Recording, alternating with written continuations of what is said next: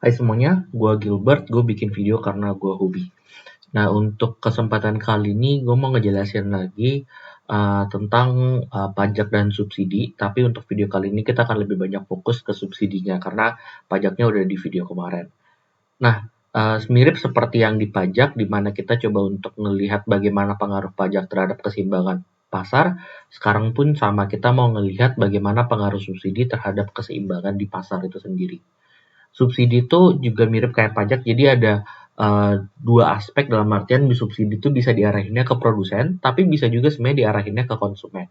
Ya, tetapi untuk di materi ini kita akan fokusnya ke subsidi-subsidi yang diarahinnya ke produsen juga. Sehingga subsidi itu sifatnya lebih ke arah untuk membantu produsen untuk bisa memproduksi lebih banyak barang lagi dengan tingkat harga dengan biaya produksi yang lebih murah gitu. Nah, mungkin kita langsung aja ya, karena kita fokusnya ke subsidi yang dari segi produsen, jadi kita coba lihat dulu nih, pengaruh di pasarnya kayak gimana sih gitu. Jadi, let's say kita punya fungsi demand sama supply, ini demand-nya gitu. Nah, berarti kan keseimbangan awalnya di sini ya, gitu. Nah, ketika pemerintah memberikan subsidi gitu, subsidi secara produsen, maka sebenarnya produsen itu jadi lebih mampu untuk memproduksi barang lebih banyak dari yang seharusnya kan.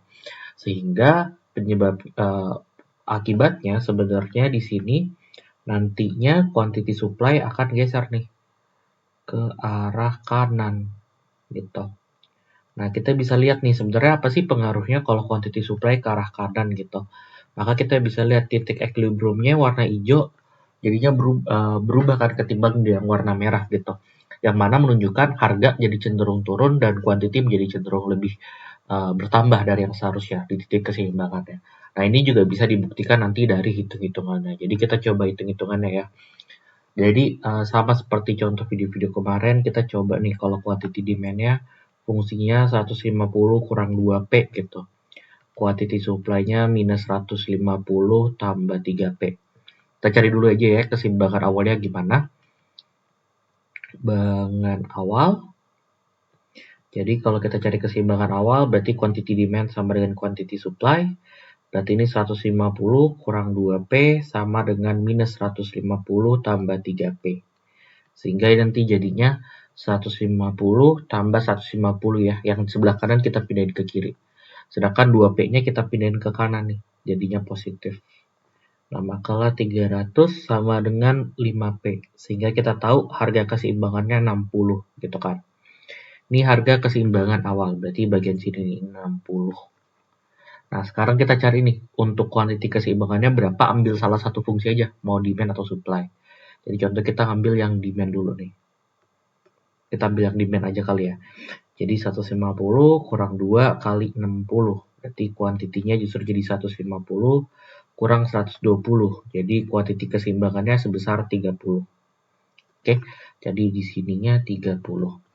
Nah, sekarang kita cari nih keseimbangan yang barunya bagaimana sih gitu. Keseimbangan baru. Nah, untuk nyari keseimbangan baru ini, kita harus cari dulu fungsi supply yang baru gitu, sehingga mirip-mirip juga sebenarnya dengan yang dipajak, tapi bedanya yang kalau dipajak dia minus, di sini justru jadi plus. Ini contoh kita define dulu ya, let's say subsidinya diberikannya sebesar, ini kita ambil simbolnya S aja ya, sebesar 5 deh gitu. Oke. Nah, kalau seandainya kalian diberikan fungsinya dalam bentuk price gitu, maka sebenarnya price supply yang baru fungsinya itu adalah price supply yang lama tinggal dikurangin 5.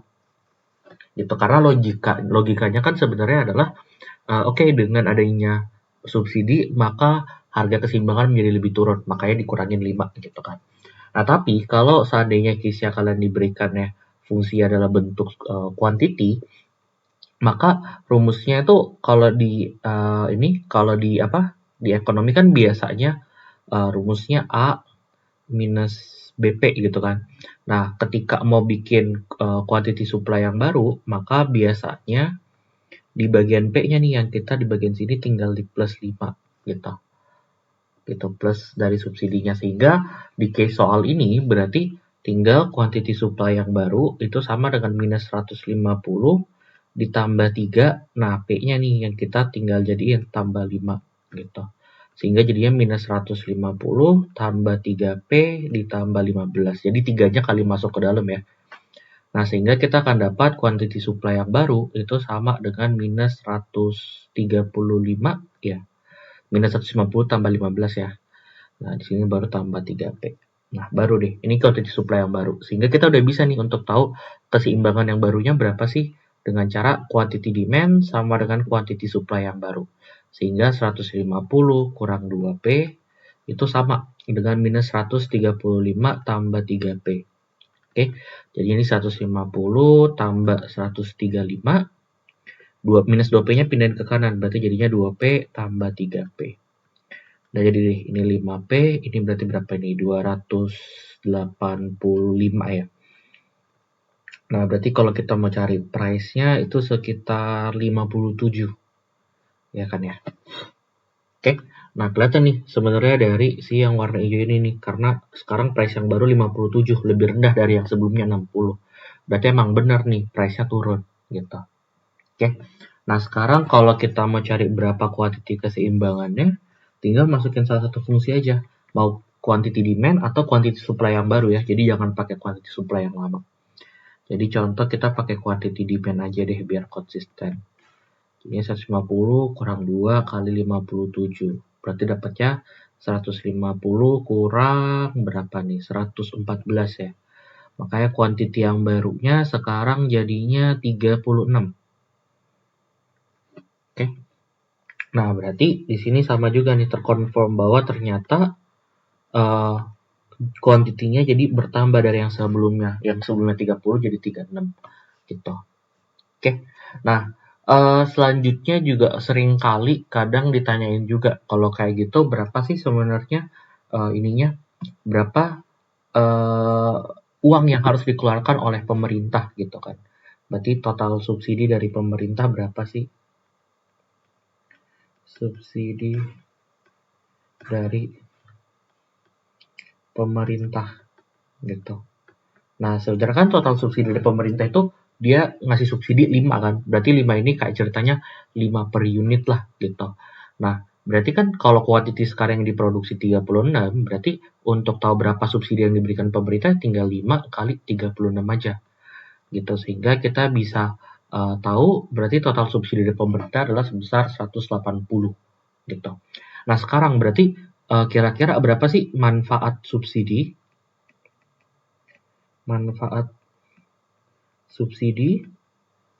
dari pemerintah bagi produsen gitu.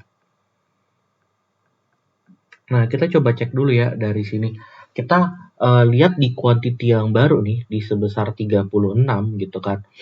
Sebenarnya kalau seandainya kita pakai hitung-hitungan ini nih, kita pakai hitung-hitungan aslinya sebenarnya seharusnya si produsennya mengelontorkan sebesar segini kan sebenarnya di sini di X gitu kan gitu, tapi ternyata ujung-ujungnya tinggal nggak apa-apa nih harganya di 57 aja gitu, karena ternyata berarti manfaat yang dirasakan oleh si produsen ya gap antara X sama 57 ini gitu. Jadi ini adalah total manfaat yang bisa dirasakan oleh si produsen. Jadi nanti tinggal cari aja sebenarnya selisih dari X ke 57 itu gitu, terus tinggal dikali 36 gitu.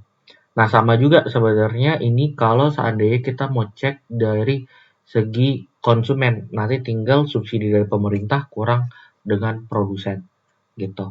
Nah, kita coba lihat dulu ya. Kalau seandainya yang pajak itu kan sebelumnya mirip ya, pemerintah tinggal tax aja dikali quantity yang baru gitu. Sedangkan kalau konsumen itu tinggal lihat aja dari harga yang lama dikurang harga yang baru dikali quantity. Nah, terus pajak yang ditanggung produsen tinggal dihitung aja. Nah, sebenarnya rumus itu pun juga bisa untuk dipakai di kondisi soal ini juga gitu. Dalam artian kita bisa cek, oh ternyata sebelumnya harga yang berlaku 60 gitu. Jadi ceritanya kalau mau beli si 36 unit ini, konsumen sebelumnya harus bayar 60. Tapi sekarang harganya udah turun ke 57. Berarti selisih antara 60 dan 57 ini tuh ya pasti manfaat yang dirasakan oleh si konsumen gitu. Jadi ini kita coba cek dulu yang konsumen. Kita tinggal dikali deh dengan 36. Ini berarti 3 kali 36. Kita bisa dapat di sini berarti total manfaat yang dirasakan konsumen sebesar 108 gitu. Sedangkan berarti manfaat subsidi tersebut kalau seandainya bagi produsen gimana? Nah, ini sebenarnya tinggal dikurangin aja subsidi dari pemerintah 180 kurang 108 gitu, sehingga kita dapatnya 72 gitu. Kita bisa langsung dapat pakai rumus ini aja atau pakai logika yang tadi yang sempat gua jelasin gitu. Oke. Nah, sebenarnya sama juga sih kalau seandainya bicara dari ini. Kalau yang pajak kan sebelumnya yang bagian sini ya. Ini surplus konsumen, surplus produsennya gitu. Nah, ini juga nanti bakal mirip-mirip, tapi nanti mungkin lebih enaknya atau lebih clear-nya gue coba jelasinnya di video selanjutnya aja. Itu mengenai bagaimana sih pengaruh pajak dan subsidi ini terhadap surplus dan ya surplus produsen dan konsumen lah in general. Biar kita bisa ngelihat secara keseluruhan. Oke, I think itu aja untuk subsidi. Thank you semuanya udah nonton. Ya, goodbye.